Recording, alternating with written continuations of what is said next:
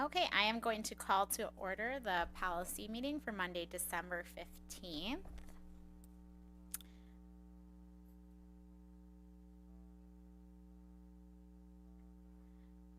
Okay, then I'll open it for public comment. I'm not seeing any. Bonnie, did you have anything?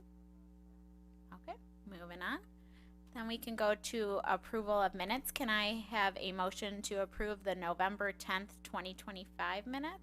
So moved. And I'll second that because Willard wasn't here. All those in favor? Aye. All opposed? Okay, those are approved.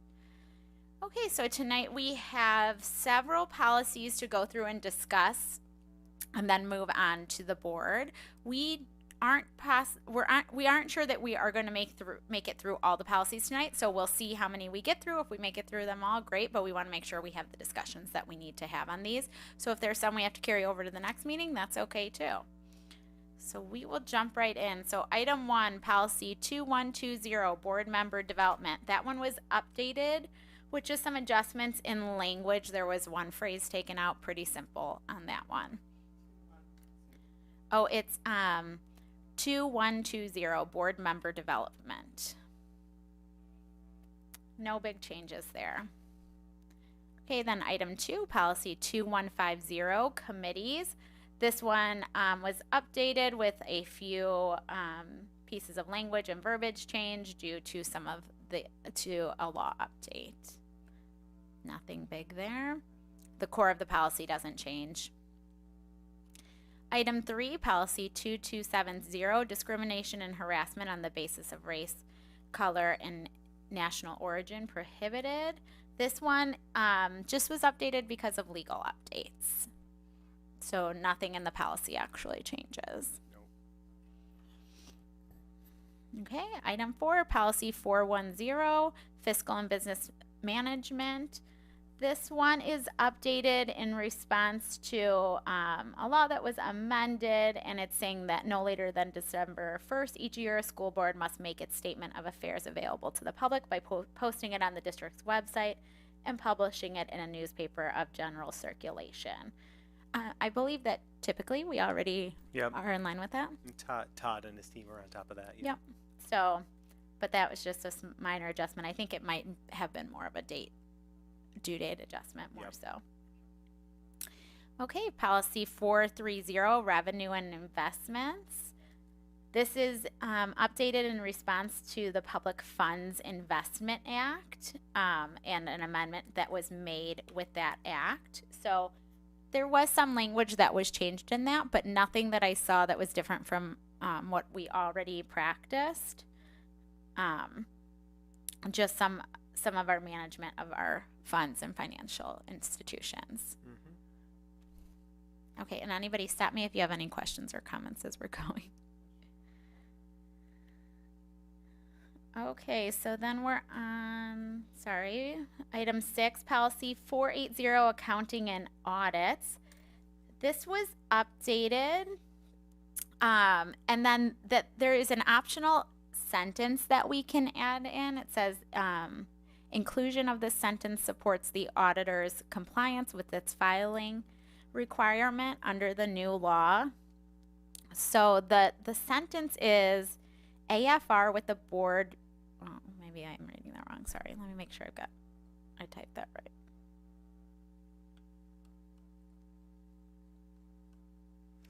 right.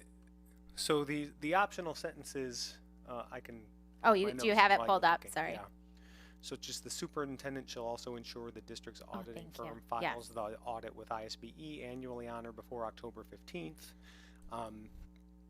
And then an additional language about the AFR is that submit one copy of the AFR to the ROE annually on or before October 15th and ensure that the firm files it with ISBE. I think I would advocate, I think at this time, not including the optional sentences. Okay. You'll see tonight we're going to have our AFR presented, and as you see, it's not October 15th. Right. It's the date. The auditing firms are, we think we've had some conversation about this before. There aren't enough of them, and they're all a little behind. And you might remember last year it took us longer than anticipated to get our AFR, and they're working at it, and we're staying on top of them. Todd is staying on top of them to make sure it's done. But I would be concerned about putting in policy something we can't be positive we'll be able to deliver. And as tonight is the example, this year we would not have been able to deliver that. So the date is the thing we can. Yeah. So we have an alternate date? It just doesn't include this at all, It just but wouldn't include that language in it. It would. So we would be in alignment with press policy? Yeah. So I mean, because what the policy says without that additional language is, we'll annually prepare and submit the AFR on a timely basis using the forms adopted by ISB, and we'll review and discuss it with the board before it is submitted. Okay. That is in line with what we do and like what we'll be doing tonight, right? So it's been prepared. We'll be using the appropriate ISB forms, and then Scott will be here. Our auditor from Whipfly will be here to share that with you and discuss that with you tonight before then Todd and I are able to officially submit that. So is November 15th still relevant in that writing? No, October 15th. October. is I mean, I'm not, looking yeah. at this note. What does that say? It has to be jumped on me. oh, it said that it would have to be done by October 15th. And then what's this November 15th? What does that mean? I'm trying to see where you're seeing. Yeah, I don't know. Which policy is? Which one is it? Give me the number again. Oh, policy Oh, 480. 480. Yeah, that's what I'm looking at here. Yeah, it says I see the it. footnotes are updated in response to and amended by PA. Removing the requirement for regional superintendents annually to file AFRs with ISB by November 15th. I'm reading that. Is that correct? You're looking and I'm trying to find. Yeah, where I'm you're trying to looking. find it. Well, it's right. Oh, sorry. Is that the right one? Where's that page from? That's from press policy. Oh, from the update memo. I'm not sure what that one is, or if they updated it to October 15th after that was printed. Yeah, this one I got Because recently. Yeah. in the press policy, it states October 15th. Yeah. Yeah. So I just downloaded. This one says. This says issue October. Given that we'll be doing the AFR for Yeah. this year tonight, Bonnie, I don't know if you think this works with our timeline, but we could, had the potential that we weren't going to get through all of these anyway, so we could maybe save this one and I could get some more information from Todd and our auditors to come back and talk about this at the next. Yeah, I downloaded this one today. Oh, okay, that's the update document. Yeah. Okay. Yeah, I'm just wondering if from when they sent out the issue 120, if they adjusted the date Yeah. afterwards, so I can look into that as Okay. well to see if that date was Yeah, updated. so let's just not, Okay. Yeah, let's we take could a just pause on that get one. a little bit more information. Yep, we'll get more info. Yeah. That's why we do this. Yeah. Thank you. Okay, so then item 7, policy 4140, waiver of student fees. This was updated because the legal references were updated. No other changes in the policy itself.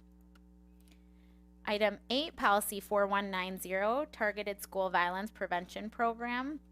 Again, updated because the legal references were updated, no changes in the policy. Item 9, policy 510, equal employment opportunity and minority recruitment, updated in response to the Victims Economic Security and Safety Act. But there were no major changes to the actual policy. Item 10, policy 590, abused and neglected child reporting, updated in response to an update to one of our laws, our state laws. So Some definition changes there is all. yes, nothing major in actual changes there. Item 11, policy 5100, staff development program. This was updated in response to a new law that was created. So, again, no major updates to the changes, or no major changes to the policy itself, just some of the legal. Oh, that was 5100, staff development program.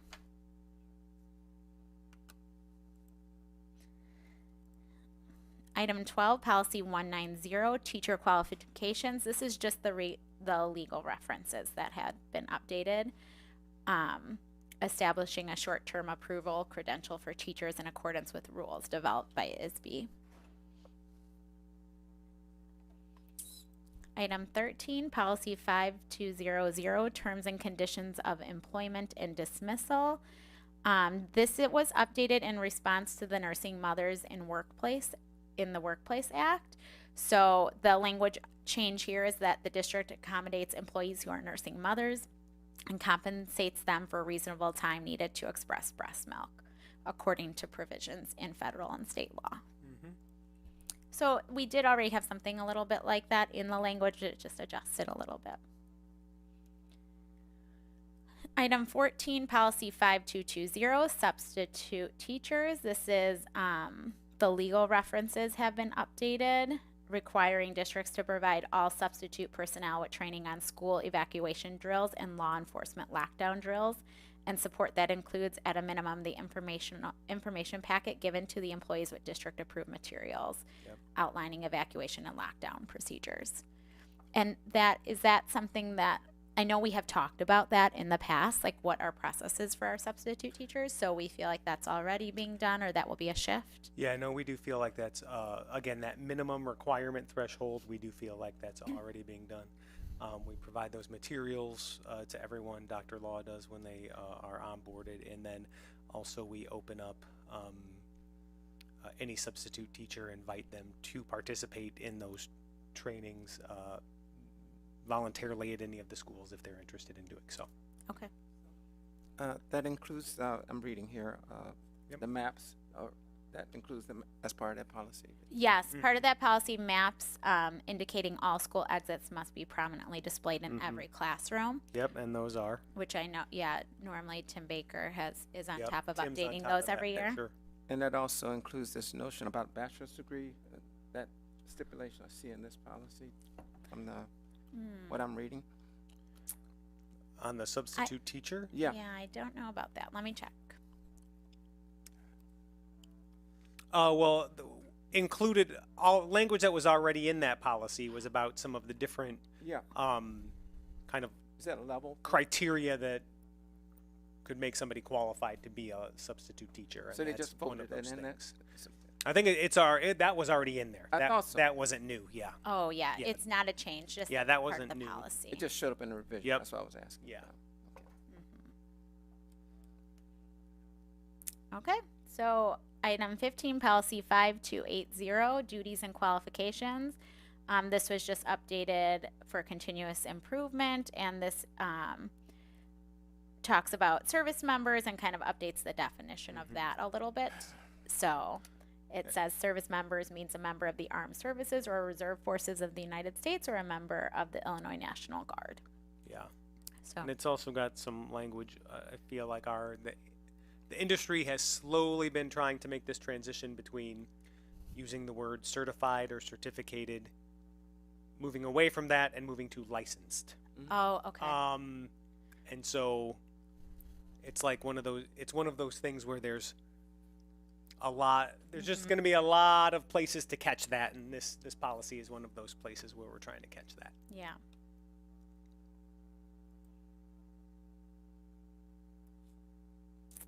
Okay, so then item 16, policy 5300, schedules and employment year. This again was a policy updated in response to the Nursing Mothers in the Workplace Act. So same changes as the last policy related to that. Item 17, policy 620, school year calendar and day. This was updated in response to a new law this is a little confusing, honestly. So it's about some of our commemorative holidays and how we can observe those and move the last Friday in April around Arbor and Bird Day. It seemed like it gives a little bit more flexibility in how we address certain holidays, but it's probably holidays we're not really utilizing at this time. Yeah, probably. I think the best example here, and we would keep doing it, is the language really changed from shall to may. Theoretically, what the plan was before, there are certain holidays in the calendar guidelines from ISB that schools are required to take off. There are a handful of them that you could choose to not take off, but if you were gonna not take them off, you needed to devote a portion of the day to teaching about that day.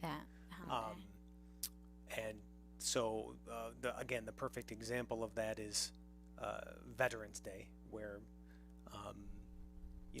when we were kids, it was just like a day off school when I was a kid. Now pretty much everybody goes to school, and instead we learn a lot of important things about service members and veterans and things like that with our big, you've heard about those, our veterans assemblies at all the schools and such. So that's generally our practice, and the law just moved from shall to may, so it basically optional. Makes it a little more optional. I think in most cases, again, like Veterans Day, that's too important. We're not gonna not do that. But like you said, maybe there's a little more flexibility if we were gonna do some of those other holidays. But right now, we're not anyway. Right. Yeah. And these are not any holidays that we're we're not changing anything to say, hey, we used to celebrate this and now we're not, or we used to teach about this and now we're not. Correct. Most of these are probably less familiar days. Yeah. Okay, so then item 18, policy 660, curriculum content. So this is probably our largest policy change that we have this evening. So we thought maybe we can just talk about the policy a little bit, like if Mrs. Sims could give us a little run through of the policy and kind of what that looks like for the district, what we're already doing, or what that practice looks like. That may be helpful for us to fully understand the policy. Yeah. And I might add before Mrs. Sims starts, just this is an example of obviously we teach a lot of important things, and we think everything we teach, we try to do our best to make sure we're covering important topics for our kids. You've heard me talk before about the challenges that we face with mandates and unfunded mandates, and constantly being told that there's new things that we're required to implement and include while the day isn't longer, the school year isn't, none of that stuff. And this policy is a great example of how those mandates come. You can see, as Stephanie said, right? This is the policy here that has the most red lines and green lines and changes in it because the legislature felt compelled to make this many changes about all the new things they're expecting us to fit into the same educational day. And this is an example of that. So we hear on one hand from ISB, oh, well, mandate relief is coming and we're going to try to clean that up. But then on the other hand, the legislature has, made all these additions and changes in the last General Assembly. So what's included here is, some new things that Mrs. Sims might talk about, and then a few things actually that do seem to be taken out, but I think a lot more added than subtracted. And I'll let Shawnette talk a little bit about these and what it means we might be adding or needing to consider changing and whatnot.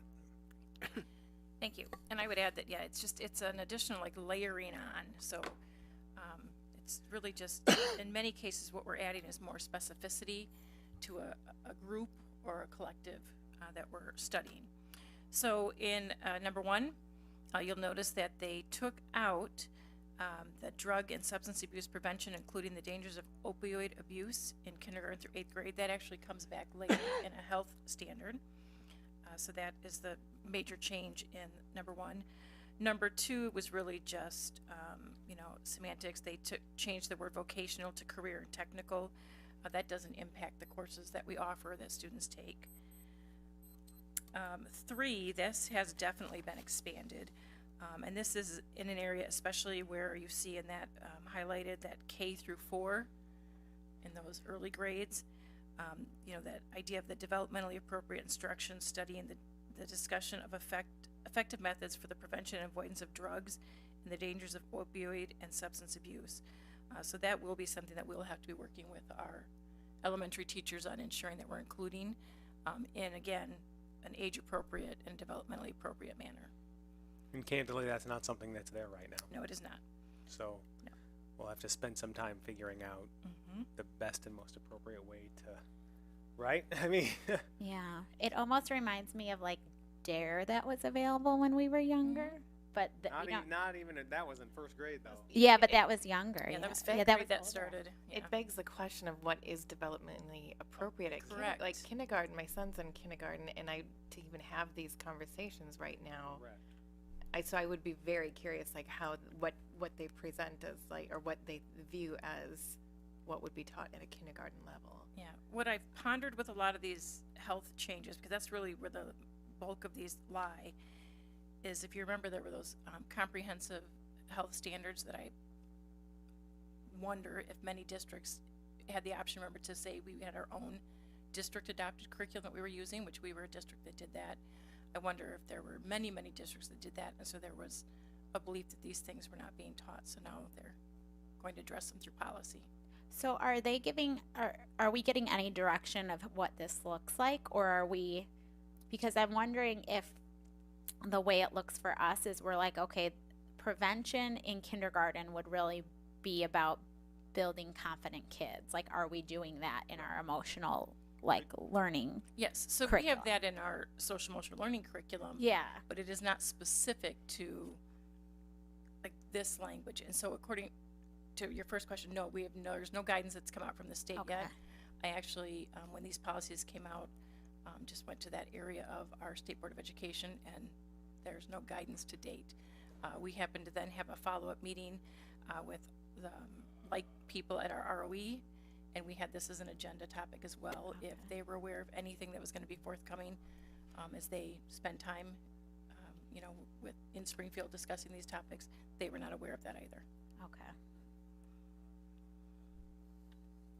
And that is how this goes sometimes. So a lot of times, I'll share candidly, the cart's before the horse, right? They'll put it out and they'll put the date in there. And so, you know, they're asking us to be compliant by having this language in the policy without any guidance on how to actually implement that in practice. And so, I mean, I think please know that we're going to be thoughtful and patient, and I mean, I'll say candidly, take that slow, because we're not going to put the cart before the horse, even if the legislature has put the cart before the horse. So if, you know, we've already taken one policy and said, let's hold off and talk about it again. If this is one we want to do that with too, we can.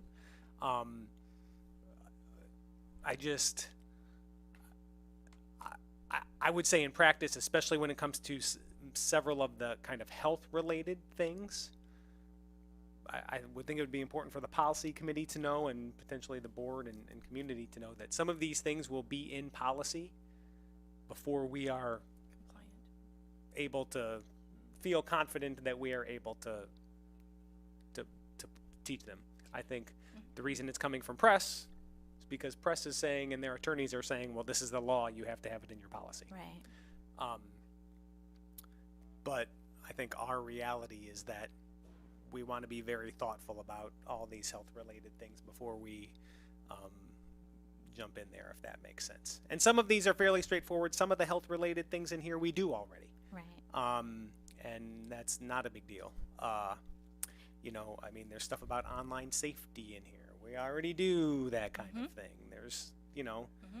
Well, and what it seems like is that it will cause us to reevaluate our entire curriculum around some topics, and then maybe rewrite some of it in some way, which that feels like that's a big undertaking, and a lot of, you know, Correct. it's Some something, time. Yeah, it's gonna that'll take us involve some committee time to work do and- that. Yes. While I know we're also focused on reading curriculum and, you Correct. know, some other things that are very important as well, so. Yeah, I understand that this is gonna take a bit of time for us to work through and make sure, you know, we are meeting the intent of the law, but also being thoughtful as to where our students are as learners and children. Mm-hmm. Mm-hmm. Correct. 4, there's nothing that's highlighted, but it says in there that it's provided it can be funded by private grants and or federal government. We aren't receiving private grants nor federal funding for this. However, this is part of our health curriculum at the secondary level. They do, excuse me, they do talk about like, you know, violence for dating, you know, the impact of violence in relationships and things like that. So they do address some of that in our health courses at the secondary level. 5, through the 26-27, so for the next school year, in grades K through 12, this was one of these where Andy had referenced, you know, our library media specialists have been presenting at the elementary level, you know, internet safety for several years. The middle school, it happens not only in the libraries, but also in some of the classrooms. They talk about the specific topics, and at the high school, they talk about it again in different various courses. Do we know, with internet safety, have we adjusted our conversations to be AI focused as well? Since I've seen that that's become a bigger issue with some kids, is like the problem that AI can cause, not just in, oh, you used it for schoolwork, but maybe you're having a conversation with an AI bot and then what that leads you to do. Right. So like it almost seems like as if like the same conversation about not talking to strangers online, but how do we think about that? Yeah. Related to AI? Like, I'd respond in 2 ways. Specifically calling out that it could be a bot, probably not, but in the broader scope of, you know, just sharing personal information with anyone who's purporting to be anyone on, you know, a chat room or an internet site. And then in terms of for like use with work, yes, there are teachers that are making that part of their conversation. Our AI committee that we formed last year is having conversations, and we're creating information to be shared with teachers to then go out to students. So initial stages for that. And then again, beginning the 27 school year in grades 3 through 8, age and developmentally appropriate instructions for online safety, and that's part of that presentation that we're already giving. Nothing in 7 and 8. It takes this out, but it kind of, again, embeds it later in health. But this was that whole idea of character education. We are going to continue with our pro-social curriculum that we have at K-8, which is second step. You know, that's something that we've built scheduling around, and we feel it's valuable for our students. Again, it's that awareness of self and getting along with others, conflict resolution, peer-to-peer relationships, things like that. So that will continue to be part of our curriculum, and it's also kind of embedded in many of these health things that come up later on. So any insight in terms of why they wanted to eliminate that? I don't have any insight on why. We wondered the same thing Yes. when we were reading it. The only thing I kind of thought, as Shawnette said, there's a lot of language in a lot of these other updates further down that is basically around some of the same pro-social kind of topics. Yeah, I see that. And I wondered if that is as much just kind of a Not being redundant. yeah, and a change in kind of the culture of some of these things. I read number 8 as referencing maybe something that was a very particular moment in time. You know, when I was early in my teaching career, there's character counts was a program that was very big, and everybody did character counts.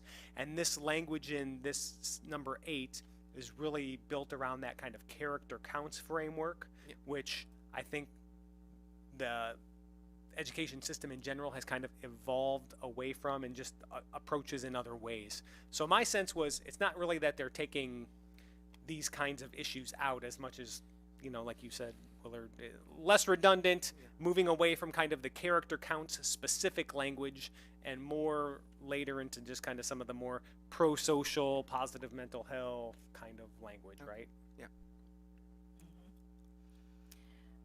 9, the removal of the voting process. This actually is already embedded in our specific work in 8th grade and 11th grade in the government and constitution classes. So that's part of that curriculum already, how that process works.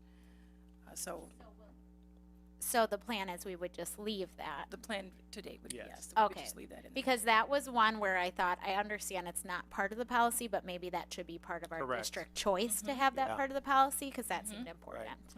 And again, it kind of highlights why take those words out? Yeah, Of all the words you're taking out, why take those words out?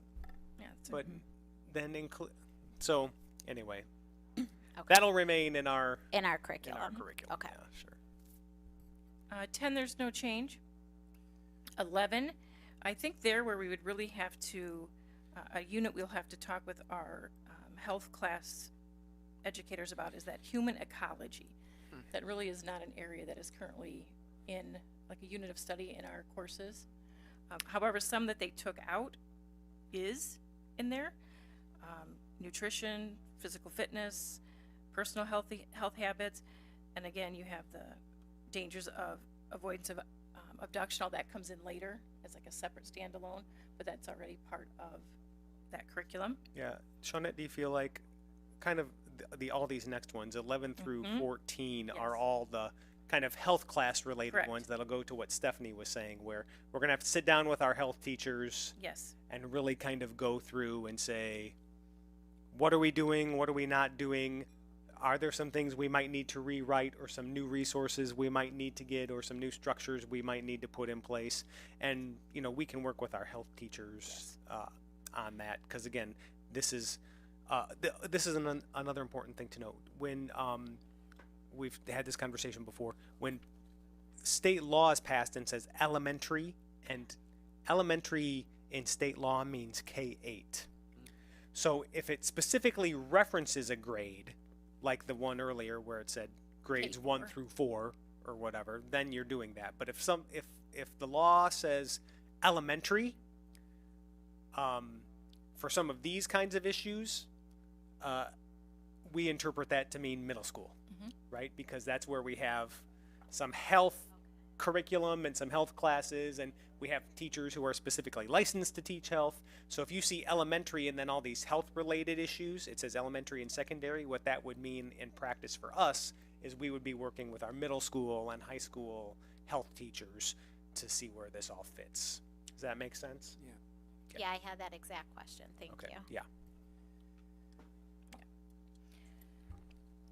So then going to 15, which would be the next one, no change.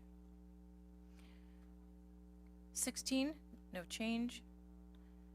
17, no change. I think the thing with 17 that, could be vaguely or misinterpreted would be that idea of intensive. If that's like an actual standalone course, or if that's just embedded, which it says in there can be embedded as part of other courses. And at our high school, it's kind of both. It's embedded in many of our courses, just as students are using those tools for a project in the course, as well as there are some specific standalone courses where they can get more in depth with those Yep. computer literacy skills. So 18 is this inclusion in the beginning in the 2027 school year.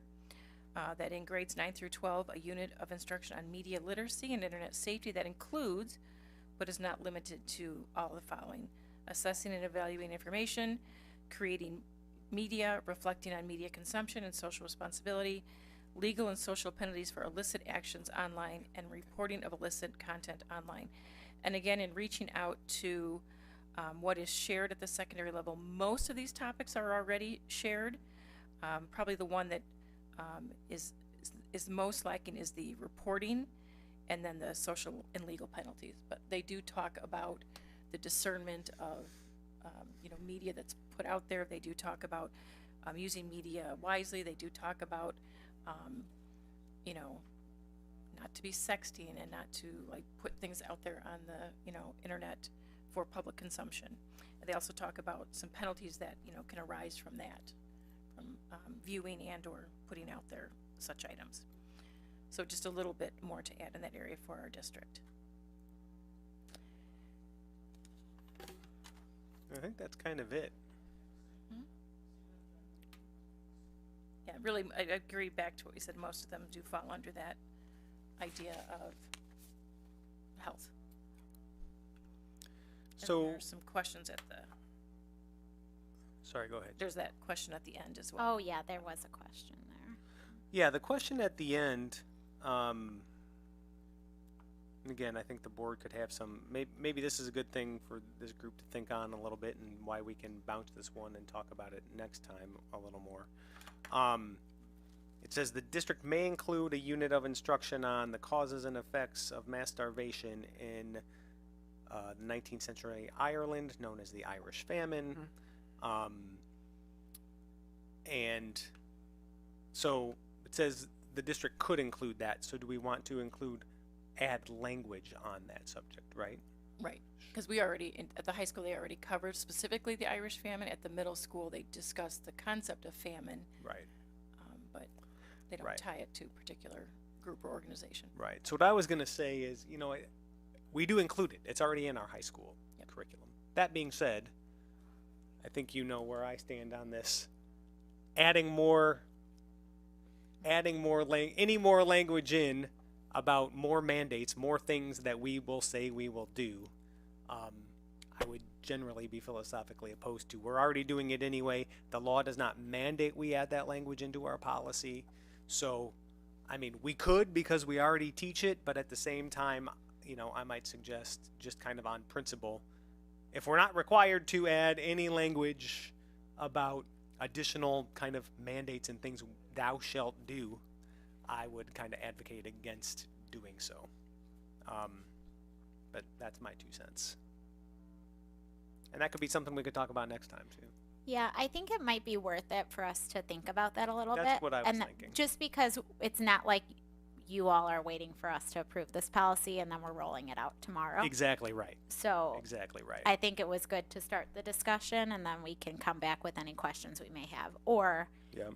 I do think that even after this discussion, like, we will have to think about how we present this to the board, because it's important for the board to understand these were exactly what you explained. These are the new mandates we were given, which means we are going to be creating a committee of health teachers, right, or, you know, which right. is kind of where I feel like that may be leading, or like what that's going to look like. And then probably an update later on, like, so here's kind of the new health curriculum. Like, Right. this is what this looks like. Exactly. So this is going to live with us for a little bit. Right. Yeah. Okay, so what I'm hearing is, and maybe I'm sticking my nose in where I shouldn't, Stephanie. What I'm hearing is number 6 and number 18. Yep. So policy 480 and policy 660, we won't move forward. We won't move those two. And then, But everything else up to 17, 17. we would. yes, And then I might say, we end it now. this is a good time to That was my take thought too. Okay, good. Yes. Okay, so then, can I get a motion? Bonnie, correct me if I'm wrong in how I'm saying this. A motion to move forward policies 1 through 17, omitting policy 6. Yep. Is it? So moved. Second. All in favor? Aye. Aye. All opposed? Okay, wonderful. So then we will just continue at our next meeting. We can revisit a few of those and then continue through the rest of those. So that will just kind of stand for outstanding policy cleanup for next time then. Okay. So then I will adjourn this meeting. Thank you all. Oh, can I get a motion to adjourn the meeting? So moved. Second. Second.